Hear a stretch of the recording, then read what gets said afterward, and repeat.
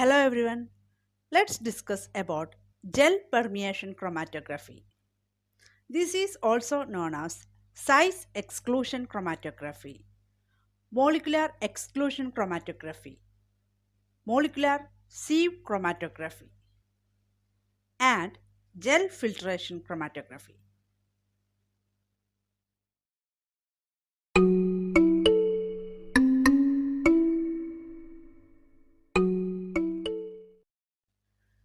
Gel permeation chromatography is commonly used for separating proteins based on their molecular size difference. The polymer sample is first dissolved in a solvent. This is an important step because once they have been dissolved, the molecules coil up on themselves to form a coil conformation, which resembles a ball-like shape. So, although they are chains, when we analyze them by gel permeation chromatography, they behave like tiny ball. The size of the ball depends on their molecular weight. Higher molecular weight polymer coil up to form larger ball. These coiled up polymer molecules are then injected into the system. That is, sample is injected into the mobile phase and flows into the gel permeation chromatography column, which act as a molecular filtration system. Here, column is packed with gel beads having different pore size. These pores can vary from small to quite large and act as the molecular filter. Example Cefadex, Cefarox, Styrogel, Cefacryl, etc. The liquid present inside the pores of beads referred to as stationary phase and liquid outside as the mobile phase. The mobile phase can therefore flow between the beads and also in and out of the pores in the beads. The separation mechanism is based on the size of the polymer molecules in solution, that is sample molecules in solution.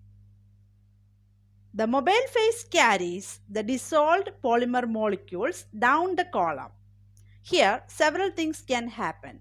Exclusion, partial permeation, and total permeation are possible.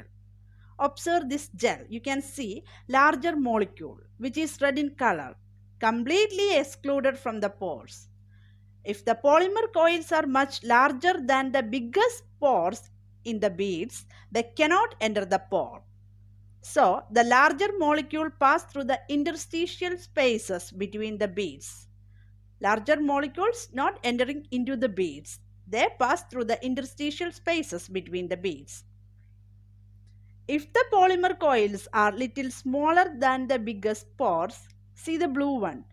They can enter the larger but not the smaller pores as they pass by, occupying only some area, but not all of the available stationary phase. If the polymer coils are smaller than the smallest pores in the beads, see the green one, then they can enter any of the pores. So, can potentially occupy all of the stationary phase. As a result, small polymer coils that can enter many pores in the beads take a long time to pass through the column and therefore exit the column slowly. Larger proteins cannot enter the cavities. Larger proteins cannot enter the beads. So, it takes a short and rapid path through the column. It moves through the interstitial spaces. Larger polymer coils that cannot enter the pores take less time to leave the column. Smaller molecules permeate deep into the porous matrix and have a long residence time in the column.